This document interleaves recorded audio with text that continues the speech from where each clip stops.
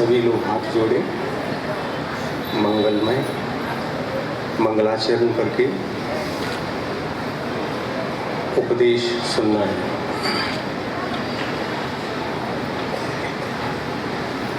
ओम नमः सिद्धेभ्यः।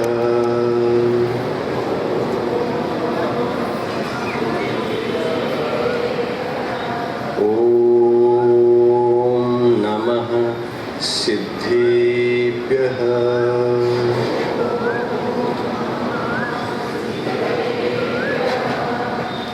ओम नमः सिद्धेभ्यः।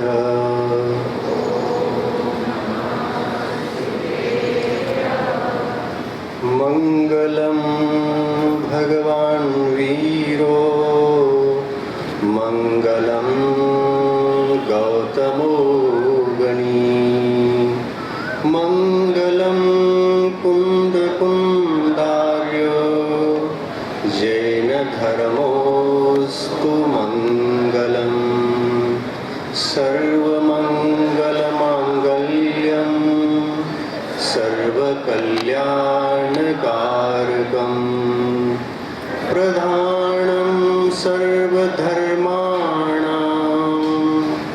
जैनं जयतु शासनं जैनं जयतु शासनं। पंच परमेष्टि भगवान की, अहिंसा परमो धर्म की, पंचकल्याणक कल्याणक महामहोत्सव की, आचार्य गुरुवर श्री विद्यासागर मुनि महाराज की, अहिंसा परमो धर्म की।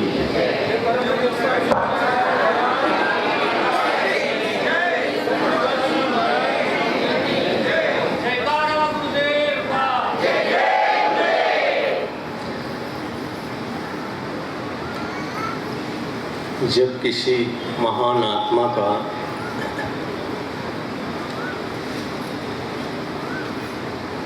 सर्वभौमिक जीव कल्याण हेतु इस धरती पर जन्म होता है तो उसकी चर्चा 6 महीने से पूर्व ही यहाँ धरती पर ही नहीं बल्कि 3 लोक में चलने लगती है।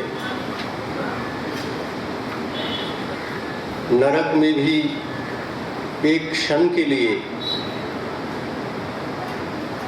शांति का वातावरण बन जाता है, केवल एक क्षण के लिए, ज्यादा समय के लिए नहीं। 6 महीने पूर्व नरक में भी शांति का वातावरण क्यों छा जाता है, तो उसका कारण यही है कि जो महान आत्मा यहाँ पर जन्म लेने वाला है वह 3 लोक की कल्याण की भावना भा करके तीर्थंकर प्रकृति का बंद कर चुका है और उसी का प्रभाव है। यह पुण्य प्रकृति, यह पुण्य कर्म एक ऐसा कर्म है, सारे पुण्य प्रकृतियों में सबसे ज्यादा उत्कृष्ट और वजनदार अगर कोई पुण्य होता है तो वह तीर्थंकर प्रकृति नामक पुण्य कर्म होता है।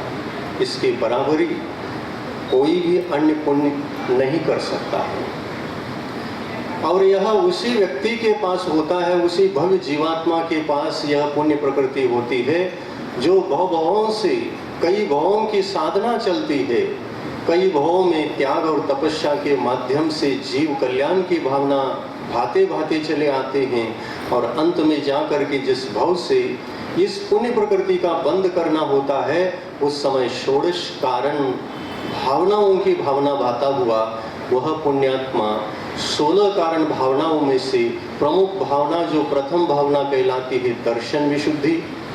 दर्शन विशुद्धि भावना के साथ साथ एक भावना अन्य 15 में से कोई भी एक साथ जोड़ करके इस तीर्थंकर नामक महान पुण्य कर्म का बंद करना प्रारंभ कर देता है। और यह पुण्य प्रकृति जब बंद को प्राप्त होता है तो केवल एक बार हुआ और रुका ऐसा नहीं, यह पुण्य प्रकृति एक बार बंद होने लग जाए तो ये रुकता नहीं, तब तक नहीं रुकता जब तक कि वे तीर्थंकर पर्याय को प्राप्त नहीं करेंगे। प्राप्त करने से पूर्व वह अंतर मुहूर्त पहले तक तीर्थंकर प्रकृति का बंध निरंतर करता है। एक घटना इस तीर्थंकर प्रकृति को बंद करने वाले उस राजा की घटना शास्त्रों में पढ़ने को मिलती है, जिनको राजा श्रेणिक बताया है। सुना है ना नाम राजा श्रेणिक का? राजा श्रेणिक आज वह आत्मा तीर्थंकर प्रकृति को बंद करने के पश्चात भी कहाँ है? नरक में। कौन से नरक में? पहले नरक में। नरक होते कितने हैं? 7 नरक होते हैं। और प्रत्येक नरक के संबंध में जब हम विचार करते हैं कि नीचे नीचे नरकों में जैसे जैसे नीचे नीचे चले जाते हैं, पहले नरक से ज़्यादा आयु दूसरे नरक में, दूसरे नरक से अधिक आयु तीसरे नरक में, और ऐसे आयु बढ़ती चली जाती है। बढ़ते बढ़ते आयु 7वें नरक में 22 सागरोपम की आयु होती है। सागरोपम बहुत बड़ा होता है, जिसमें वर्षों की गिनना नहीं की जा सकती, गणना नहीं की जा सकती, जिसको असंख्यात कहा जा सकता है। असंख्यात वर्षों का एक पल्य होता है। पल्यों को भी असंख्यात बनाए या कोटा कोटि में बनाए तो वह एक सागर प्रमाण होता है। आयु बहुत लंबी होती है नरक में, और ऐसे नरकों में भी तीर्थंकर बनने वाले जीवों का जन्म होता है। ये एक बहुत बड़ी विशेषता है। तिर्यंश गति में वे जीव नहीं मिलेंगे जो तीर्थंकर बनने के लिए आ सकते हो। नरक गति से आकर के कोई भी आज तक तीर्थंकर नहीं बना। मनुष्य गति से मृत्यु को प्राप्त होकर के मनुष्य बन करके मनुष्य गति में तीर्थंकर प्रकृति का उदय को प्राप्त करके तीर्थंकर नहीं बना। 2 गति से नहीं आते तीर्थंकर बनने वाले जीव। किस किस गति से? एक तिर्यंश गति और एक मनुष्य गति। मनुष्य गति में आने के पश्चात तीर्थंकर प्रकृति का बंद करके उसी भव से मोक्ष जाना संभव है। पर यदि परभवों में यदि मोक्ष प्राप्त करना है तो मनुष्य गति में तीर्थंकर प्रकृति का बंद करके 2 गति में नियम से जाएगा वह जीव, एक देवगति और एक नरक गति। आदिनाथ भगवान का जीव अनादि अनंत काल से इसी संसार में था। वह भी जन्म मरण के दुख को 84 लाख योनियों में भटकते भटकते अनुभव किया था। दुख की अनुभूति अनादि काल से हो रही थी, लेकिन समय आया। भव्य जीव है तो एक न एक बार समय आता ही है भव्य जीव में, क्योंकि मोक्ष प्राप्त करने की क्षमता, सम्यक दर्शन ज्ञान चारित्र आदि रत्नत्रय को प्राप्त करने की क्षमता होती है। इसलिए उसका नाम सार्थक होता है भव्य जीव।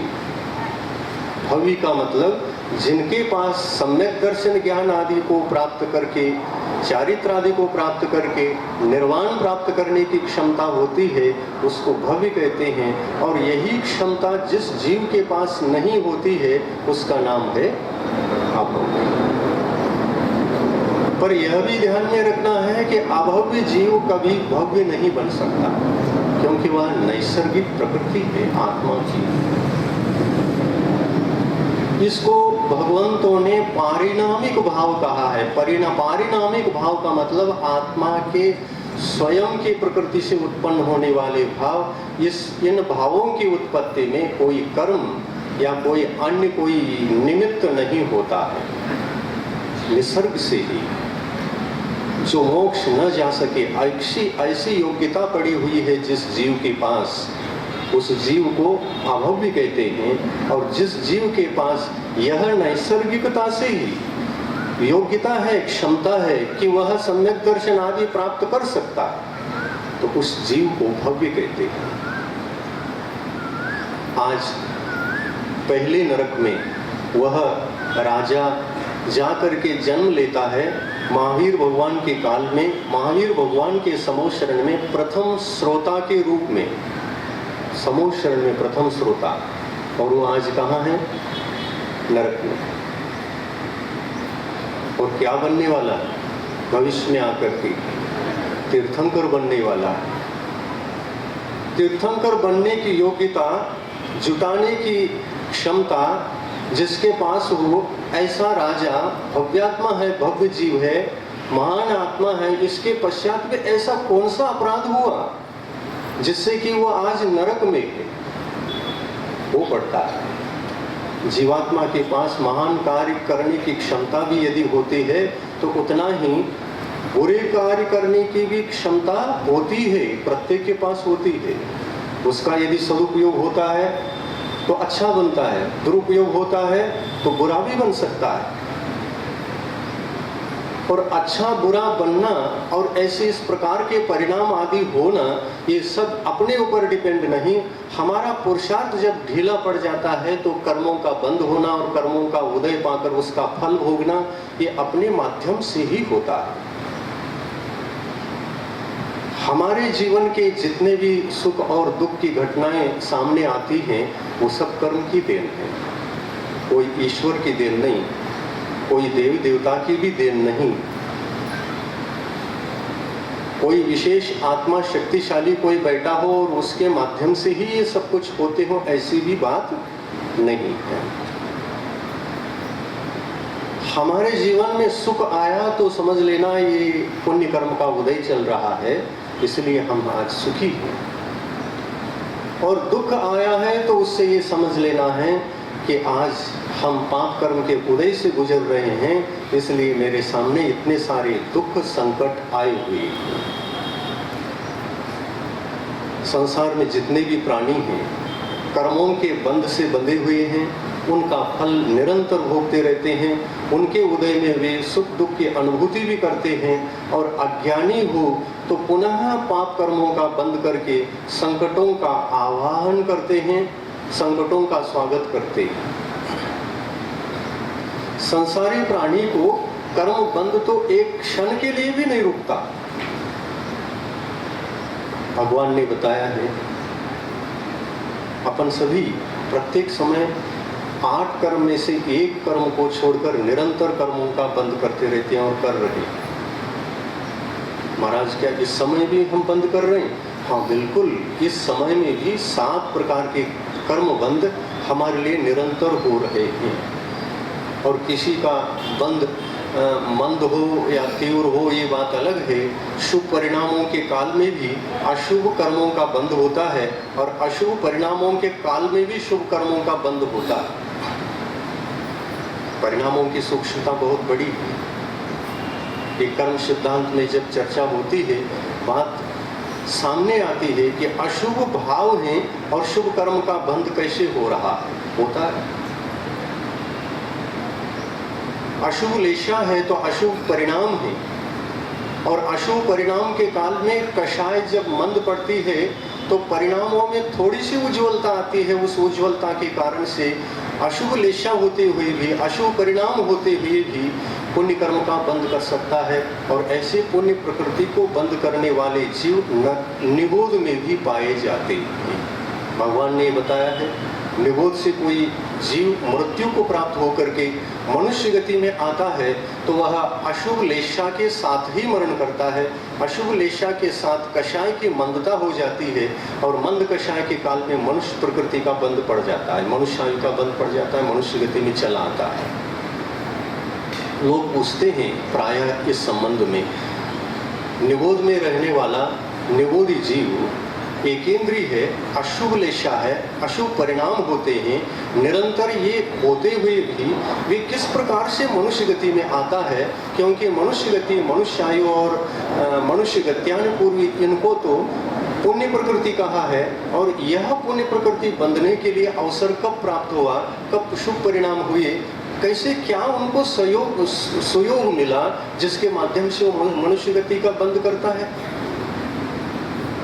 तो होता है। जिनेंद्र भगवान कहते हैं अशुभ लेशा भले ही हो, लेकिन अशुभ लेशा के साथ भी यदि हम कषाय की चर्चा करते हैं, कषाय परिणामों की चर्चा करते हैं, तो निगोद में रहने वाला जीव भी निरंतर तीव्र कषाय कभी नहीं होता। कभी कभी कषाय मंद पड़ जाती है।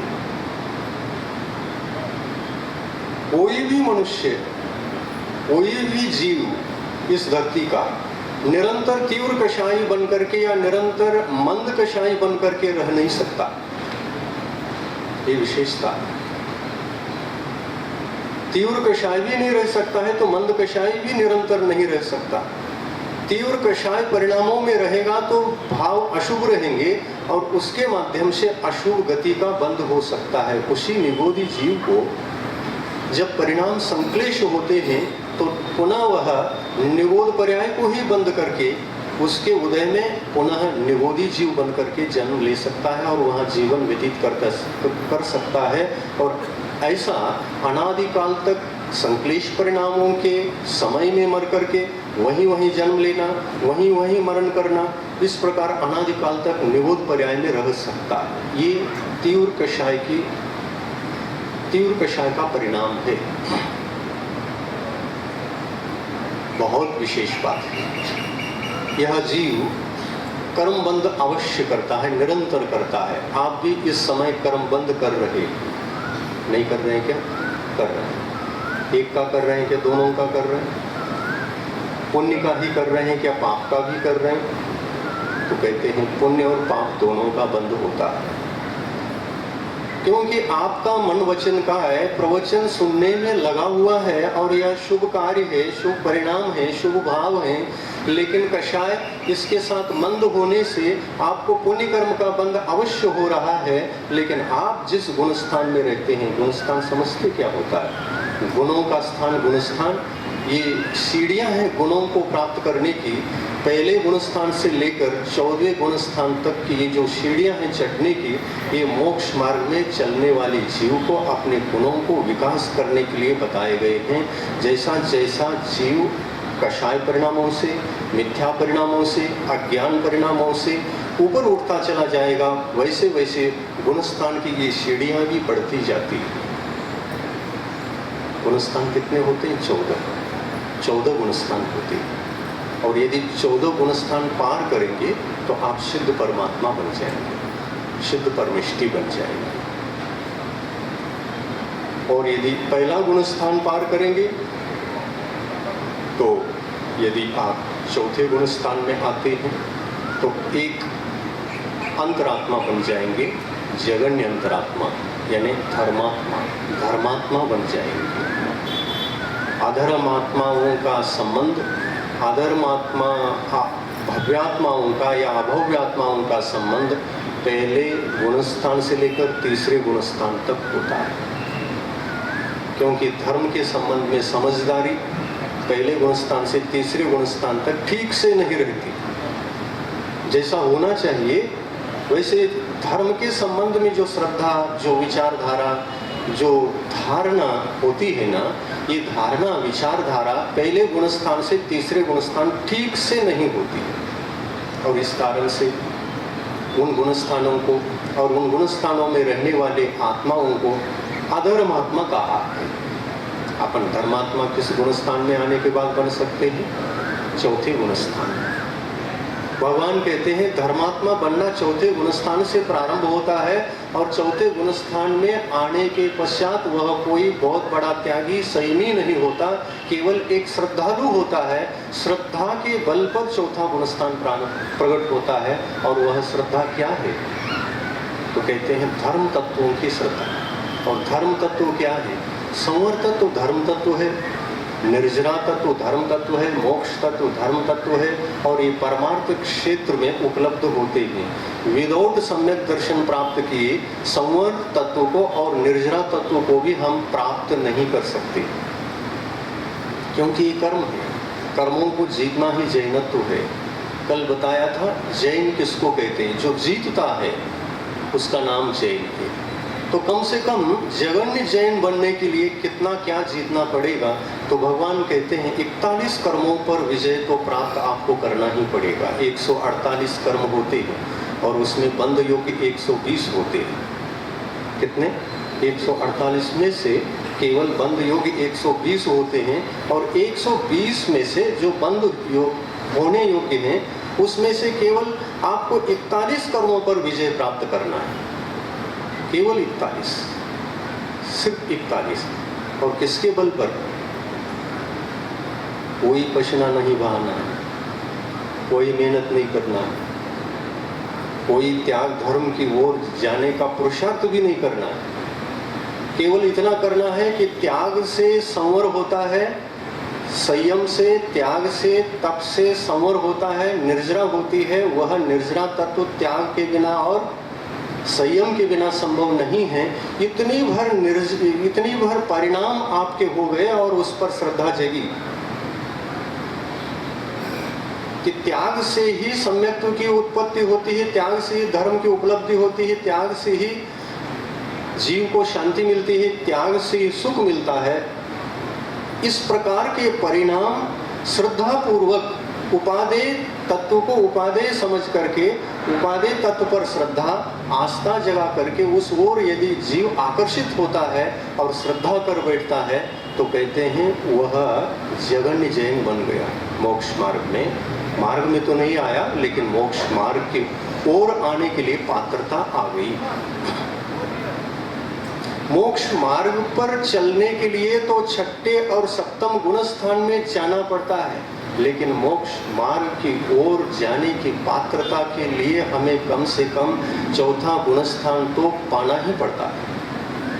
चौथी सीढ़ी पर जाना पड़ेगा। तो श्रद्धा के बल पर जा सकते, और श्रद्धा के बल पर जाने वाला जीव कुछ भी त्याग नहीं करता। जैसा कि कहो कि उसने रात्रि भोजन त्याग दिया, फलाना वस्तु त्याग दिया, बहुत बड़ा त्याग करने के बाद आ गया, ये बात नहीं है। तो किसका त्याग करता है? केवल एक त्याग, श्रद्धा के बल पर। किसका? जो असत्य होता है, मिथ्या होता है, दुखदायी होता है, कर्म बंध के लिए निरंतर कारण बनता है, समस्त कर्मों के आश्रय और बंध में निमित्तभूत होता है, ऐसी एक कषाय और एक मिथ्यात्व, ये दो प्रकृतियों को त्याग करता है, कर्मों को त्याग करता है। सम्यक दृष्टि बनने के लिए कर्मों का त्याग करना पड़ता है, और बाहर में कुछ त्याग करना पड़ता है। तो एक सामान्य चीज जिसको कि हम मानवीय धर्म की कोटि में भी गिन नहीं सकते, ऐसे 1, 2, 3 वस्तुओं को त्याग देता है जो करने योग्य नहीं है, और करता चला आ रहा हो तो नहीं आ रहा है तो कोई बात नहीं, पात्रता तो उस संबंधी स्वयं वहां पर मौजूद रहेगी। लेकिन ऐसे 1, 2, 3 वस्तुओं का संकल्प लेता है, क्योंकि वो 3 वस्तु उसके लिए बाधक है। 10 प्रकार के परिग्रह में से किसी भी परिग्रह को त्याग करता हो, ऐसी बात बिल्कुल नहीं है। लेकिन एक मानवीय जीवन जीने के लिए जिसका त्याग करना अनिवार्य है, उसको तो नियम से त्याग करना पड़ेगा। उसके बिना तो मानवीय आचार विचार के बिना मानव धर्म प्रकट नहीं हो सकता, और मानव धर्म प्रकट नहीं होगा तो आंतरिक जो जैनत्व रूप धर्म है उसको प्रकट करना मुश्किल होता है। वो क्या त्याग करता है? अंतरंग में एक मिथ्यात्व जिसके उदय के कारण से आत्मा में गड़बड़ी हलचली मची रहती है, संदेह उत्पन्न होता रहता है। धर्म का स्वरूप ऐसा है क्या वैसा है, ऐसा है क्या वैसा है, मुझे तो कुछ समझ में नहीं आता, आप बताओ तो मैं चलता हूँ, बताओ जल्दी चलने के लिए मैं तैयार हूँ, दूसरी बताए और हम चले, इस प्रकार की विचारधारा में जीता रहता है। उसको धर्म का सच्चा स्वरूप पता लगाने के लिए समय नहीं रहता और प्रमादी बना रहता है। इस प्रमाद के कारण और विद्यमान अज्ञान के कारण वह सम्यक्त्व की ओर नहीं आ सकता। सम्यक्त्व धर्म उससे उपलब्ध नहीं होता और सम्यक्त्व धर्म यह आंतरिक जैनत्व है। और बाहरी जैनत्व क्या है? तो मानवीयता, मानवीयता जो मानव मात्र के लिए ग्रहण नहीं करना चाहिए, सेवन नहीं करना चाहिए, ऐसे वस्तुओं का सेवन करना अमानवीयता है और उनका त्याग करना मानवीयता है। तो क्या होगा? वो 2-3 वस्तु हैं,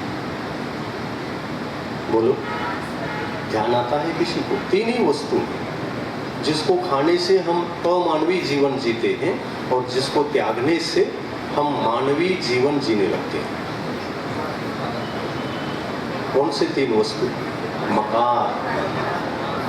कैसा कार? वो कार नहीं जो आप 4 व्हीलर छोड़ करके आए, मकार। 3 कार, मध्य, मांस और मधु, 3 वस्तुओं का त्याग करना ये मानवीय जीवन है। एक धर्मात्मा बनने से पहले हमें एक आदर्श मानव बनना पड़ता है। एक आदर्श मानवीय जीवन जीने की क्षमता जिस भव्यात्मा के पास होती है, वही भव्यात्मा धर्म को स्वीकार करने की पात्रता रखता है और वही पात्र है। कौन कहता है मांस खाने वाला मानव है, मानवीयता है, आदर्श जीवन है उसका? कोई कह सकता है? नहीं। मांस खाने वाले मनुष्य तो अज्ञानी तिर्यंच प्राणी के समान तो है। और कितना बड़ा पाप लगता है मांस खाने में, कितना बड़ा पाप लगता है इन बेकरी सामानों को खाने में। हम डायरेक्ट मांसाहारी तो नहीं है, लेकिन इनडायरेक्ट अवश्य मांसाहारी। क्यों? क्योंकि हम खान पान में विवेक रख करके भोजन नहीं करते, खाते पीते नहीं हैं, तो वहाँ पर मानवीयता भी समाप्त होती है इनडायरेक्ट। अज्ञात अवस्था में हम मानवीयता को खो देते और समझते हैं कि हम मनुष्य हैं, बहुत अच्छे हैं, बहुत अच्छी तरह से खाते हैं, शाकाहारी। क्या खाते हैं हम? मैगी खाते हैं। क्या खाते हैं हम? कैडबरी खाते हैं। क्या खाते हैं? बेकरी सामान के जितने भी आज नाम हैं, आप बताइए कौन सी बेकरी सामान आज शुद्ध शाकाहारी रहा है कोई? एक भी नहीं है। तो फिर इसको हम खाते ही कि नहीं? अवश्य खाते, खाना पड़ता है, मजबूरी है। कुछ भी नहीं मिला तो ये लेकर के खाना। मजबूरी का खाना क्या हमको मानवीय धर्म से चुप करा के अमानवीय नहीं बना सकता? अवश्य बनाता है। चाहे हम जानबूझ करके खाएं, चाहे मजबूरी में खाएं, खाते समय खाना ही पड़ता है, उन वस्तुओं का सेवन होना ही पड़ता है, करना ही पड़ता है। तो मांस खाने से हम बच नहीं पाए तो मांस खाने का पाप हमें लगता होगा कि नहीं लगता होगा? महाराज हमको क्यों लगेगा? जिसने बनाया, जिसने मारा, जिसने पकाया, जिसने बाजार में बेचा, उन सबको लगेगा। खाने वालों को क्यों लगेगा? हम तो रेडीमेड खाते हैं। ऐसा है क्या? नहीं। जीव हत्या करने वाले को भी उतना ही पाप लगता है जितना पाप बेचने वाला। जो हत्या करता है उसके लिए जो बेचता है, बेचने वालों को भी समान पाप है, काटने वालों को भी समान पाप है, और उसके पश्चात उन वस्तुओं से जो उससे प्रोडक्ट निकलते हैं उन सबको लेकर के अलग अलग चीज़ों से मिक्स करके उसको बाजार में लाकर शाकाहार मिश्रित भोजन को परोसना, शाकाहार मिश्रित इन वस्तुओं को बेचना और खाना, ये खाने वाले, बेचने वाले, काटने वाले समान पाप के भागीदार होते हैं। और आज मानवीयता गिर गई है, पूर्णतः गिर गई है, क्योंकि हमारा खान पान का विचार समाप्त हो गया है। कम से कम इतना पुरुषार्थ तो हमें करना ही पड़ेगा कि शाकाहार प्रोडक्शन निकले और आपस में शाकाहार प्रेमी, अहिंसा प्रेमी, धर्म प्रेमी मिलजुल करके हमें विचार करना पड़ेगा और शाकाहार की ओर जाना पड़ेगा। पड़ेगा कि नहीं पड़ेगा? पड़ेगा ना? तो आप चिंतन क्यों नहीं करते? पड़ेगा ये तो समझ में आता है, यहाँ पड़ेगा कह देते हैं और बाद में ज्यों का त्यों बाजार में जाने के बाद भूल जाते हैं और उन वस्तुओं का खाने लगते हैं। नहीं, गलत है। हमारी मानवीयता अधः पतन की ओर जा रही है, इसको अधः पतन की ओर जाने नहीं देना है। तो क्या करना? हम परस्पर में शाकाहार प्रेमी, धर्म प्रेमी मिले, एक मीटिंग बनाए, एक कमेटी बनाए, एक संस्था खड़ा कर दें जो आजीवन पर्यंत के लिए हमें शाकाहार परोसने लायक ऐसा प्रोडक्शन, ऐसा कोई कंपनी निकले। और ये निकल जाए तो बहुत लॉन्ग टाइम तक चले और शाकाहार से रहने के लिए सबके लिए निमित्त मिले, अवसर मिले, सहयोग मिले और ऐसा अवसर मिले। तो ये तो प्रयास हमारे लिए करना ही पड़ेगा ना। कौन करेगा? आप नहीं करेंगे तो कौन करेगा? भगवान करेंगे कि आकर के? भगवान इतने दयालु नहीं है कि आप मांसाहारी हो रहे हैं इसलिए वही आकर के एक फैक्ट्री खोले, एक कंपनी खोले और आपके शाकाहार वस्तुओं को बांटते हुए बैठ जाएं दुकान खोल करके। नहीं, हमें एक धर्मात्मा बनना है। हमारा लक्ष्य है एक धर्मात्मा बनना। और वे धर्मात्मा 3 प्रकार के होते हैं, जघन्य, मध्यम और उत्कृष्ट। 3 प्रकार के धर्मात्मा, इन्हीं को तो जैन कहते हैं अपन। इन्हीं 3 प्रकार के धर्मात्माओं का नाम है जैन। इन तीनों की क्या विशेषता है? तो पहले सर्वप्रथम ये आदर्श एक मानव होते हैं। मानव धर्म का आचार विचार इनमें रहता है, इनमें सप्त व्यसन नहीं होते, इनमें मद्य मांस मधु का त्याग होता है। ये 8 मूल गुणों के धारी होते हैं। आगम में बताए हुए ये 8 प्रकार के मूल गुण और सप्त व्यसनों का त्याग, ये कोई धर्मात्मा का लक्षण नहीं, मानवीयता का लक्षण है। धर्मात्मा का लक्षण और अलग होता है, उसकी चर्चा अलग होती है। ये मानवीयता का लक्षण है। मानव जिसको नहीं खाना चाहिए वो खा रहा है तो मानव नहीं, अमानवीय जीवन जी रहा है। इसलिए मानवीयता के लक्षण समाप्त कहा जाता है।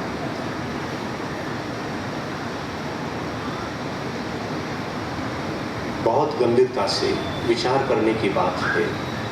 यह युग ऐसा युग आया है, मशीन युग आने के कारण पशुओं की हत्या असंख्य असंख्य लाखों करोड़ों की संख्या में हत्या हो रही है।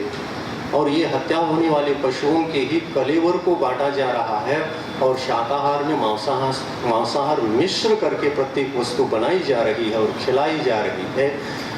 मांसाहारी बहुत कम थे चतुर्थ काल में। उस अपेक्षा से देखा जाए तो आज कोई मांसाहार से बच ही नहीं पाया। चतुर्थ काल में एक परिस्थिति ऐसी थी, एक वातावरण ऐसा था कि कुछ वर्ग मांसाहार से बिल्कुल बचा हुआ पाया जाता था। लेकिन आज किसी भी वर्ग को हम मांसाहार से बचा हुआ देख नहीं सकते। दुख होता है। साधु संतों के हृदय में बहुत बड़ा दुख होता है ये सब देख करके। लेकिन उस दुख का निवारण भी करने वाले कौन है? आप ही तो है ना। आपको ही करना पड़ेगा ना। गंभीर निर्णय लो। पुणे के भीतर ऐसा एक कंपनी खुल जाए, ऐसा एक प्रोडक्शन उत्पन्न हो जाए जहां से शाकाहार प्रेमी, जो बिल्कुल मानवीय जीवन जीना चाहते हैं और मानवीय जीवनता के आधार पर एक जैनत्व प्राप्त करना चाहते हैं, सम्यक दर्शन इतना आसान नहीं कि बैठे बैठे आ जाए, श्रद्धा मात्र से आ जाए। श्रद्धा विपरीत हो जाए तो मिथ्या तो पल्ले नहीं पड़ता है, और श्रद्धा समीचीन बन जाए तो सम्यक दर्शन की उत्पत्ति हो जाती है। सम्यक तो एक ऐसा रत्न है जिस रत्न के उत्पन्न होने पर तीर्थंकर प्रकृति को भी, उतने बड़े प्रकृति को भी बंद करने का अधिकारी बन जाता है, पात्रता उसमें आती है। तीर्थंकर मिथ्या दृष्टि जीव नहीं बन सकते। पहले गुणस्थान वाले आज तक कोई भी प्रथम गुणस्थान में रह करके दया भाव से, आस्था भाव से, श्रद्धा भाव से, वहां पर जो कुछ भी श्रद्धा पाई जाती है असमीचीन श्रद्धा कहलाती है। उस असमीचीन श्रद्धा के बल पर कोई भी आत्मा तीर्थंकर प्रकृति का बंद नहीं किया है तो समीचीन श्रद्धा के बल पर ही तीर्थंकर प्रकृति का बंद किया। बहुत गंभीर मामला है, सीरियस लेना इस बात को थोड़ा। हमारा क्या गिर रहा है? धर्म तो गिर ही रहा है, लेकिन हमारी मानवीयता भी पतन की ओर जा रही है। इस कारण केवल खान पान के निमित्त से, उसके कारण से नहीं। अगर हमारे पास एक धर्म को धारण करने की क्षमता नहीं है, धर्म प्राप्त करना एक कठिन पड़ रहा हो तो कोई बात नहीं, लेकिन एक आदर्श मानवीय बनने से कभी चूकना नहीं चाहिए। और इसलिए सभी तीर्थंकरों ने 8 मूल गुणों को और सप्त व्यसन त्याग को, जिसके भीतर 5 अनुव्रत और 3 मकार का त्याग बताया है, ये प्राचीन उपदेश है।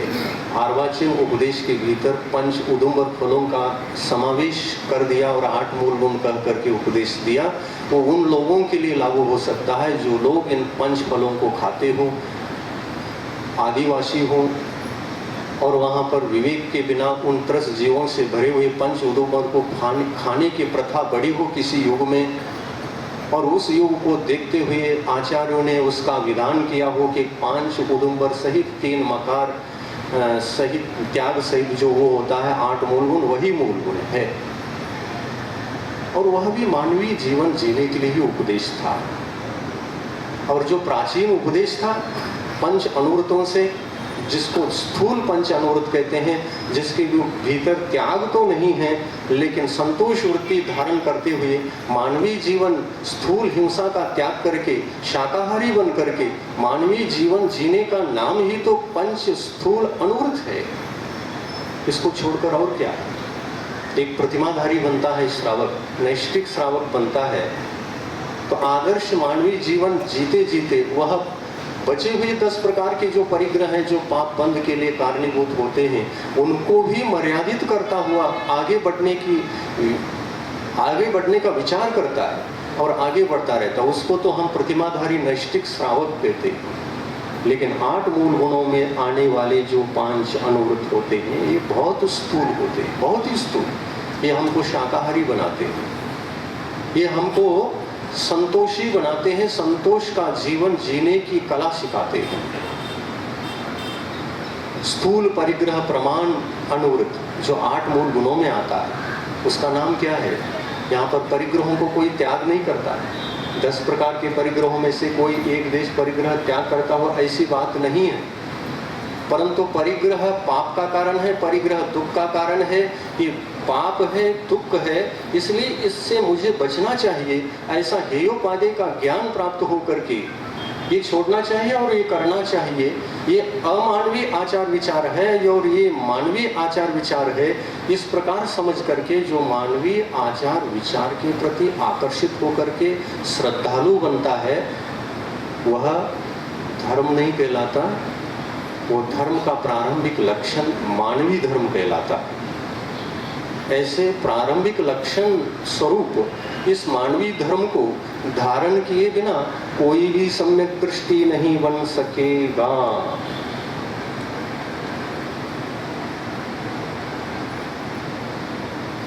इसलिए तीर्थंकरों का उपदेश है पंचम काल में ये पाप बढ़ते जाएंगे, अज्ञानता बढ़ती जाएगी, विचारधाराओं में समीचीन विचारधारा कम रहेगी, ज़्यादा डीप नहीं देखेंगे लोग, उनको फुर्सत नहीं रहेगा, भौतिक सुख सुविधा के पीछे दौड़ लगाते रहेंगे और उसी के पीछे अपने जीवन को समाप्त करेंगे। यहाँ पर धर्म मानवीयता के बारे में विचार करने के लिए किसके पास समय है? दौड़ धूप केवल अर्थ युग हो गया है और अर्थ युग अनर्थ का कारण बन गया। संतोष का जीवन जीने का वो अवसर भी हम खो गए। यही अमानवीयता का जीवन है।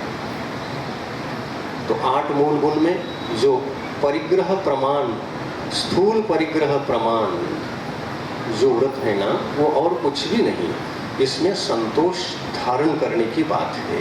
आप जो कमाते हैं अपने पुण्य के उदय से, अपने पाप कर्म के क्षौक्षम के निमित्त से, जितने भोगो भोग सामग्री, चाहे वो धन हो चाहे और कोई वस्तु हो, जो उपलब्ध हो जाती है, उस उपलब्धि में आप संतोष भाव धारण करेंगे। हाय हाय त्राय त्राय के विचार को त्याग करेंगे। ये हाय हाय परिणामों को त्याग करने का नाम ही महान अनुव्रत है, स्थूल अनुव्रत, अब परिग्रह प्रमाण अनुव्रत। हाय हाय का जीवन जीने वाला हाय हाय परिणामों से ही मरण करता है। तीव्र कषाएं होती हैं, तीव्र इच्छाएं होती हैं और तीव्र परिणाम होने से 2 गति का बंध होता है, या तो नरक गति का या तो तिर्यंची गति का, 2 में से एक होता है।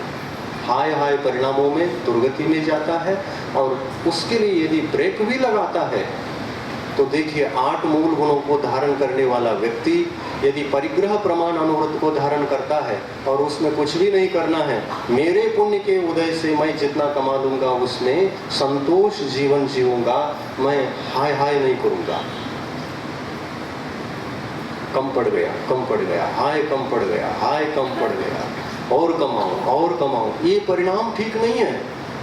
ये तीव्र कषाय के परिणाम हैं। इस पर जो ब्रेक लगाना होता है उसी का नाम मानवीयता है और ये मानवीय धर्म है। और ये मानवीय धर्म अगर पूरी दुनिया में छा गया तो समझ लेना ये धरती स्वर्ग बन जाए। कहीं भी कोई राजकीय झगड़े, आपस में खींचातानी, बड़े बड़े युद्ध इत्यादि नहीं हो सकते। हो सकेंगे क्या? सभी लोग संतोष व्रत को धारण कर ले, अपने पास जितना परिग्रह आएगा उसमें हम संतोष का जीवन जिएंगे, हाय हाय का जीवन नहीं जिएंगे, अति आशा नहीं करेंगे। अति आशा से इति होती है, यह निश्चित है, वह जीवन हम नहीं जिएंगे। यदि यह संकल्प प्रत्येक मानव ले ले तो कल्पना करो कि क्या हो सकता है, ये धरती पर क्या परिवर्तन आ सकता है।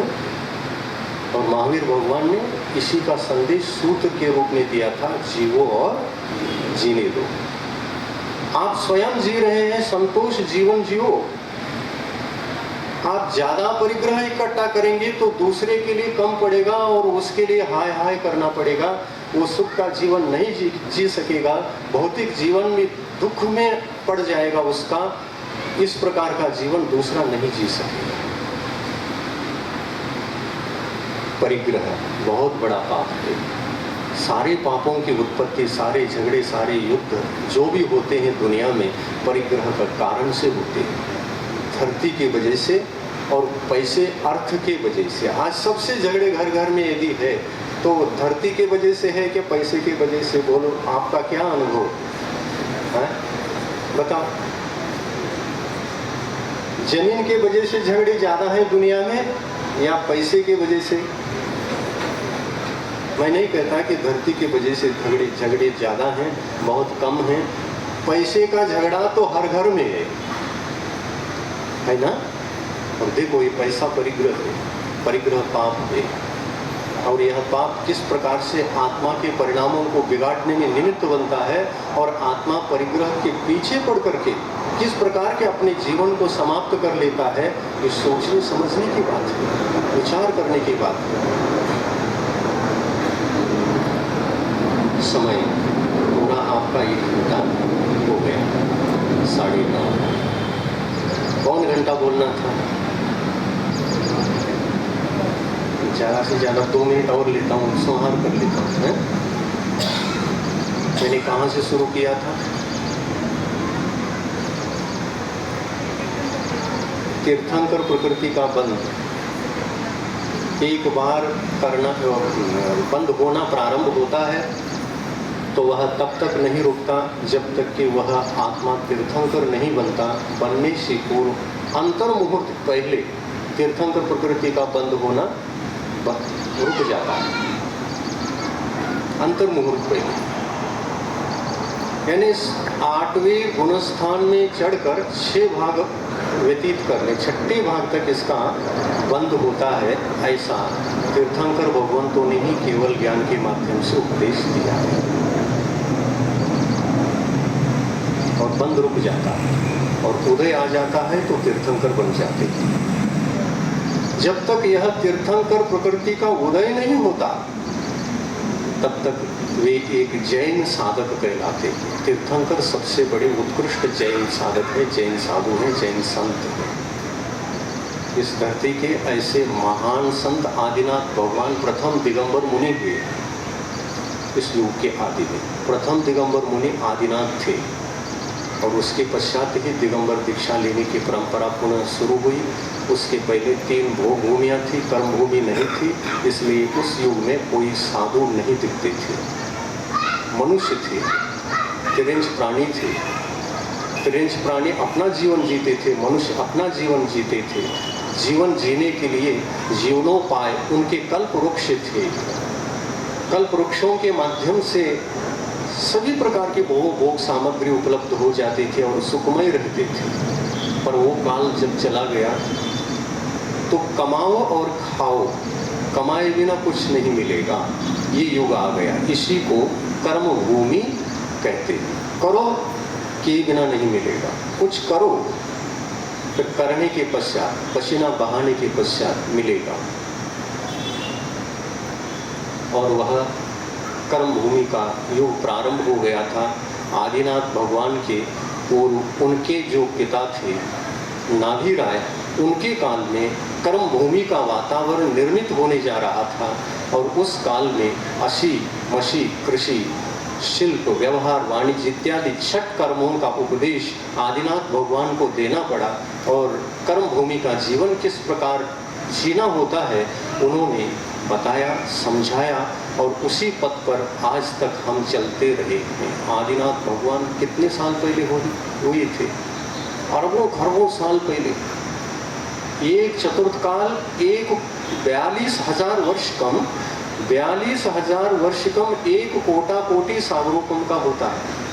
मतलब ये 42,000 वर्ष तो कुछ भी नहीं, कुछ भी नहीं। 1 कोटा कोटि सागर, 1 करोड़ को 1 करोड़ से गुना करने पर 1 कोटा कोटि आता है। उस 1 कोटा कोटि में जितने सागर हैं उतने लंबा चौड़ा, उतना लंबा चौड़ा काल चतुर्थ काल का काल कहलाता है। उतने काल पीछे आदिनाथ भगवान का जन्म हुआ था, बल्कि उससे पहले ही कहना चाहिए क्योंकि तृतीय काल में जन्मे और तृतीय काल में ही आदिनाथ भगवान मोक्ष गए। चतुर्थ काल में मोक्ष नहीं हुआ। पुंडावसर्पिणी काल के दोष से तृतीय काल के अंत में वातावरण में इतना जल्दी परिवर्तन आ चुका था कि जिस समय में जो वातावरण निर्मित होना चाहिए था वहाँ उस समय में न हो करके काल का तृतीय अंतिम समय चल रहा था और उस समय सारा परिवर्तन सृष्टि में आ गया। यानी कल्प वृक्ष धीरे धीरे जो भोग सामग्री उपलब्ध करा सकते थे वो सभी क्षय को प्राप्त होने लगे, उनका अभाव होने लगा। इस वजह से दुखदायी जीवन जीने का प्रसंग आ गया। जीव तो भोग भूमि के थे लेकिन कल्प वृक्षों के अभाव के कारण दुखी होने लगे थे और फिर वातावरण कर्म भूमि का धीरे धीरे निर्माण होने लगा था। उस परिस्थिति में किस प्रकार का व्यावहारिक जीवन, सांसारिक जीवन, सुखमय जीवन, भौतिक जीवन और परमार्थिक जीवन जिया जाता है उसका उपदेश आदिनाथ भगवान ने काल के आदि में दिया था। वो काल चतुर्थ काल नहीं था, तृतीय काल का अंत था। दीक्षा भी तृतीय काल में हुई, केवल ज्ञान भी तृतीय काल में हुआ, और उनको निर्वाण की प्राप्ति भी तृतीय काल में ही हुआ। चौथा काल लगने में कितना समय शेष था जब आदिनाथ भगवान को निर्वाण की प्राप्ति हुई, मोक्ष प्राप्त कर लिया उन्होंने? तो कहते हैं 3 साल, है ना, 3 साल 8.5 महीने शेष था चतुर्थ काल लगने में और तृतीय काल समाप्त होने में। तृतीय काल का इतना समय शेष था। 3 साल 8.5 महीने समय शेष रहते हुए आदिनाथ भगवान को मोक्ष की प्राप्ति हुई। इसका मतलब आदिनाथ भगवान कितने साल पहले हुए हैं हम सालों में तो कह नहीं सकते, परंतु सागरों में अवश्य कह सकते हैं। कितने सागर? एक कोड़ा कोड़ी सागर काल के पीछे आदिनाथ भगवान ने निर्वाण को प्राप्त कर लिया था। इधर ये 42,000 वर्ष कम कर दिया था इसको, और उधर 3 साल 8.5 महीने उसमें प्लस कर दो। इतने काल के पीछे आदिनाथ भगवान का जमाना यहीं पर इसी धरती पर था। मानव दौड़ते थे खाने पीने के लिए, दुखी होते थे, समझ में नहीं आता था, पीड़ित होते थे, और जो ज्ञानी होते थे जिनको सब ये भौतिक जीवन जीने की बातें पता रहती थी, वहाँ पर जाकर के पूछते थे क्या करना चाहिए, अब आप बताओ, आप बताओ, आप बताओ। उसमें अच्छी तरह से बताने वाले तो आदिनाथ भगवान थे। उन्होंने खेती करना सिखाया, उन्होंने उसको उगाना सिखाया। गृहस्थ अवस्था में, मुनि बनने के, भगवान बनने के बाद नहीं, गृहस्थ अवस्था में खेती करना सिखाया, घर बनाना सिखाया, और कैसे खाना, कैसे काटना, कैसे पकाना इत्यादि सारी एक एक बातें आदिनाथ भगवान ने उस समय के मानव को सिखाया था। ये सब शास्त्रों में उल्लेख आता है। इतना बड़ा इतिहास, इतने पीछे का इतिहास शास्त्रों में उल्लेख आता है, और ये सब उपदेश 2500 वर्ष पहले से भगवान महावीर ने, जो अपने केवल ज्ञान के द्वारा इतने पूर्व के इतिहास को जान लिया था और उपदेश दिया था, वह उपदेश क्रमशः आचार्य परंपरा में बचा हुआ था और उसी को लिख के रखा है। वो भगवान महावीर की ही वाणी है।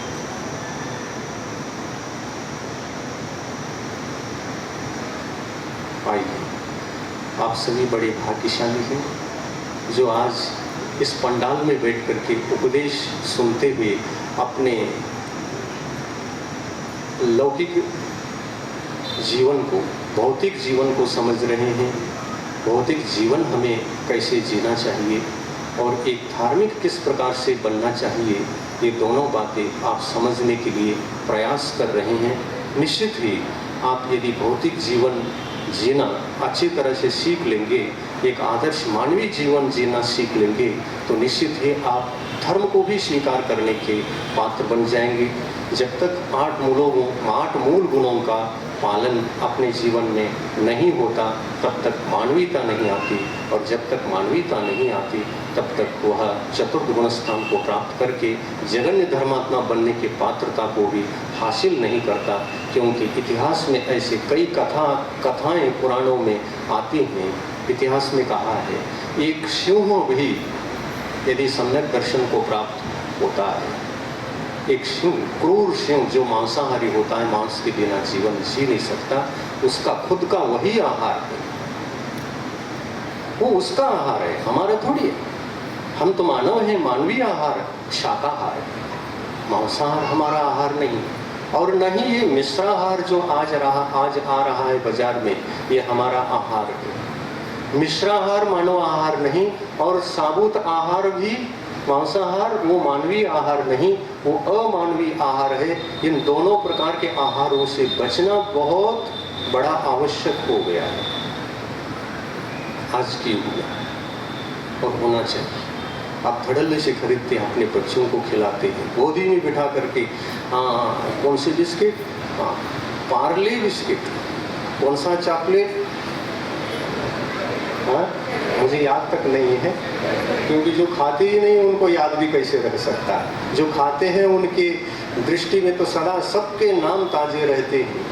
बच्चों को तो बिल्कुल चॉकलेट कहते हैं, नींद से उठ के बैठ जाते हैं, धड़ल्ले से आप 10 रुपये हाथ में दे दे तो जा करके वह दुकान से खरीद करके लाता है और उस चीज़ को खाने लगता है। खाता है कि नहीं? खाते समय आपके गोदी में बैठ करके खाता है। भले ही आप न खाते चॉकलेट, बिस्किट, मैगी, आप भले ही उन चीज़ों का त्यागी हों, लेकिन बच्चा मांग रहा है तो आप जरूर देते, क्योंकि उसके दुख को आप देखा नहीं जाता, दया कर लेते हैं। और दया इस तरह से करते हैं कि पैसा दे देते हैं और उसी पैसे से वो बाजार के उसी चॉकलेट को, उसी कैडबरी को, उसी मैगी को ला करके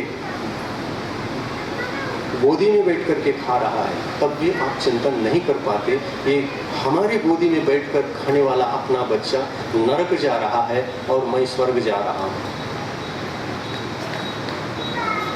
आप स्वर्ग जा रहे हैं और आपका बच्चा कहाँ जा रहा है? गोदी में बैठ करके कौन सा कर्म का बंद कर रहा है?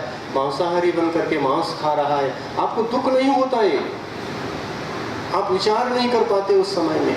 आप अपने बच्चे पर ये दया भाव जागृत उस समय नहीं होता जिस समय वो खाता है। और होना चाहिए, ये होना चाहिए, अंतरंग से पीड़ा होना चाहिए कि मेरा बच्चा नरक जा रहा है और मैं स्वर्ग जा रहा हूँ। मैं कैसे हूँ? मैं शिक्षा दे सकता हूँ, इसका छुड़ा सकता हूँ, बंधन लगा सकता हूँ, मैं अपने घरों में ये शुद्ध चीज़ें बना करके इसको खिला सकता हूँ, और गोदी में बिठाकर मैं जैसे स्वर्ग जा रहा हूँ वैसे मेरे बच्चों को भी मैं स्वर्ग ले जा सकता हूँ। ऐसा विचार क्यों नहीं आता? आना चाहिए कि नहीं आना चाहिए? आना चाहिए। तो आइए आप लोगों के लिए एक रास्ता बता देते हैं। इन बाजार की वस्तुओं से बचने के लिए या तो आप शुद्ध इन्हीं वस्तुओं को शुद्ध तरीके से, शाकाहार तरीके से बनाएं घर में, और महिलाएं जो को हर रसोई घर की वो विज्ञानी कहलाती है ना। तो इन विज्ञानियों को ये आविष्कार करना चाहिए कौन सी चीज़ कैसे सुंदर बनाया जा सकता है, स्वादिष्ट बनाया जा सकता है। और शाकाहार की ये वस्तुएं घर घर में बनने लग जाएं तो अपने संतान क्या नरक जा सकेगी? आप संतान को तो नरक पहुंचा रहे हैं और आप इनको त्याग करके किए हैं क्या मालूम नहीं। दोनों जा रहे हैं कि एक स्वर्ग जा रहा है और एक नरक जा रहा है, कोई मालूम नहीं। हो सकता है माता पिता भी खाते हों और बच्चे को गोद में रख करके उन चीज़ों को खिलाते हों और दोनों ही नरक की टिकट खरीदते हों, ये भी हो सकता है ना।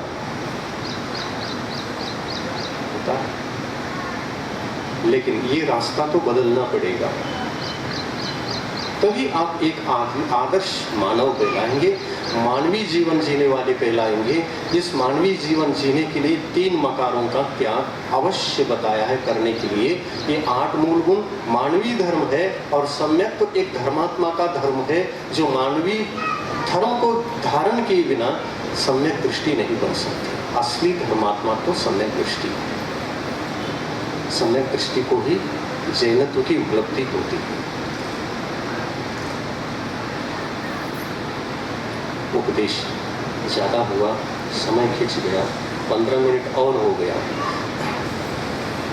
मैं पूर्ण करूं, आशा रखता हूं आप सब लोगों से, भावना रखता हूं, और देखता हूं इस ओर कितना जल्दी आप कदम बढ़ाएंगे।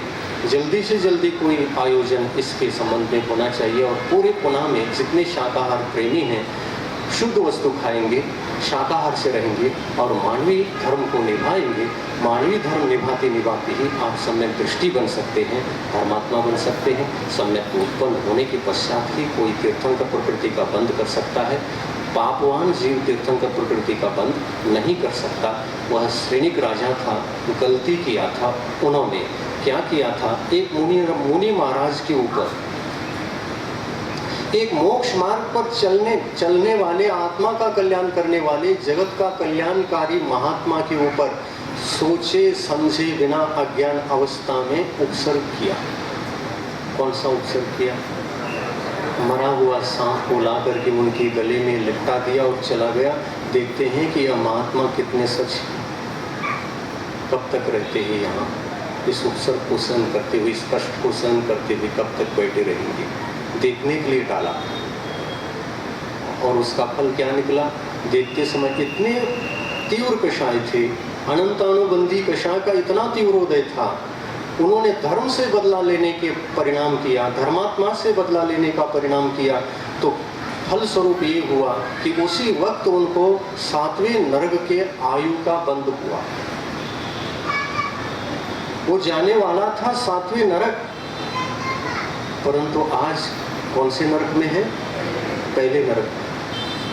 बहुत आयु माफ हो गई, बहुत दंड माफ हो गया, और वह प्रथम नरक में जाकर के आज 84,000 वर्ष की आयु है उनकी। कितनी आयु घट गई? 33 सागर की आयु कहाँ और 84,000 वर्ष कहाँ? 84,000 वर्ष की आयु जहाँ प्रथम नरक में होती है, वहाँ पर उस बिल में उनका जन्म हुआ है। और यहाँ पर क्यों गया? एक अपराध करने के कारण कि धर्मात्माओं के ऊपर उपसर्ग किया बिना समझे, अज्ञानवश। तो कर्म किसी को छोड़ता थोड़ी है। अज्ञान से पाप करो तो भी बनता है, जानबूझ कर पाप करो तो भी बनता है। कर्म किसी को छोड़ता नहीं, कर्म माफ नहीं करता। जो करोगे वो पाओगे, करो सो पाओ, करो सो पाओ। धर्म क्षेत्र में भी कहते हैं करो सो पाओ, बोली ले सो पाओ। बोली के टाइम में भी बोलते हैं ना, हम जो करते हैं उसका बराबर फल मिलता है। कर्म किसी को माफ नहीं करता है। कर्म बड़ा ईमानदार होता है, जिसने जितना किया है उतना ही देता है फल, कम ज्यादा करके नहीं देता। ऐसे श्रेणिक राजा प्रथम नरक में आज हैं, और प्रथम नरक में इसलिए गए जाना पड़ा, नरक आयु कभी छूटती नहीं है। बंद होने के पश्चात छूटती नहीं है। कम तो हो सकती है लेकिन छूटती नहीं है। कम तो हुआ, किस पर, किसके बल पर कम हुआ? सम्यक दर्शन धारण करने से। शायद क्षौक्षम सम्यक्तों से शायद सम्यक दृष्टि बना, शायद सम्यक दृष्टि से फिर क्या बना? वह तीर्थंकर प्रकृति का बंद करके तीर्थंकर बनने के भावी काल में इसी भरत क्षेत्र में प्रथम तीर्थंकर वही राजा श्रेणिक बनने वाला है, जो भगवान महावीर के धर्म की सभा में उत्तम श्रोता थे। पहली बार में बैठ करके उपदेश सुनते थे। जब भी प्रश्न करते थे, भगवान के महावीर के दिव्य ध्वनि खिर ही जाती थी। और उन्हीं के सानिध्य में बैठ करके तीर्थंकर प्रकृति का बंद किया था।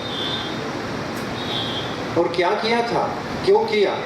सम्यक दृष्टि बन करके, सम्यक दृष्टि तो बना ही, सम्यक दर्शन प्राप्त करने के बाद उन्होंने निरंतर प्रवचन सुन के भगवान महावीर का निरंतर उपदेश सुन करके अपने परिणामों को सुधारा, उज्जवल किया, विशुद्धि बढ़ाई, और उसी चरम विशुद्धि के बल पर तीर्थंकर प्रकृति का बंद करके तीर्थंकर बनने की योग्यता तो जुटा ली, लेकिन नरक गति का बंद होने के बाद वो क्षमा करने वाला कहाँ है? गति का बंद किसी पर क्षमा नहीं करता। कुछ दंड माफ तो करता है, और माफ किस पर होता है? सम्यक दर्शन धारण करने से माफ हुआ। तीर्थंकर प्रकृति का बंद किया है, इस वजह से भी कुछ माफ हुआ, तो माफ तो हो गया, लेकिन नरक जाने से बच नहीं पाया। अब भावी काल में वहाँ से आकर ये तीर्थंकर बनेंगे, माता के 16 स्वप्न पड़ेंगे, गर्भावतरण, अवतरण नहीं, अब अवतरण यानी ऊपर से नीचे आना, ये अवतरण है। और नरक से ऊपर आकर के तीर्थंकर कोई बन रहा है, गर्भ में आ रहा है जीव, तो उसको क्या कहेंगे? गर्भावतरण। अवतरण यानी ऊपर से नीचे आना। गर्भ में आता है लेकिन नीचे से ऊपर आकर के अब गर्भ में आएगा। 16 स्वप्न माता को पड़ेंगे और तीर्थंकर बन करके विश्व कल्याणकारी यही तत्व पुनः वे बताएंगे, अपना इतिहास भी स्वयं बताएंगे।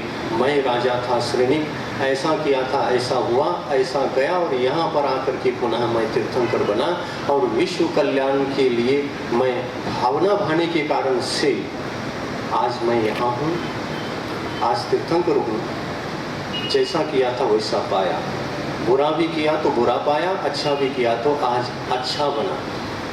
बंधुओं, सभी के पास वही योग्यता है जो योग्यता एक श्रेणिक राजा के पास थी, जो योग्यता एक भगवान महावीर के पास थी, जो योग्यता एक आदिनाथ भगवान के पास थी, वही योग्यता सबके पास पाई जाती है। अपने भव्यत्व को सदुपयोग करके इस संसार से मुक्त होने का हमें चिंतन करना चाहिए। चिंतन मनन के बिना जीवन का सुधार कभी नहीं हो सकता। जीवन अपना है तो चिंतन भी अपना होना चाहिए। धर्म एक स्वतंत्र वस्तु है और हमारा भौतिक जीवन भी एक स्वतंत्र वस्तु है। जरूरी नहीं है कि इसको पाप से व्यतीत किया जाए, जरूरी नहीं है कि इसको दुख से व्यतीत किया जाए। आप बदलेंगे तो जीवन बदलेगा, आप बदलेंगे तो भौतिक जीवन भी बदलेगा और परमात्म जीवन भी बदलेगा। दोनों जीवन बदले और आपको भी आदिनाथ भगवान के समान निर्वाण की प्राप्ति हो। आप आत्मा से परमात्मा बने। इसी भावना के साथ अहिंसा परमो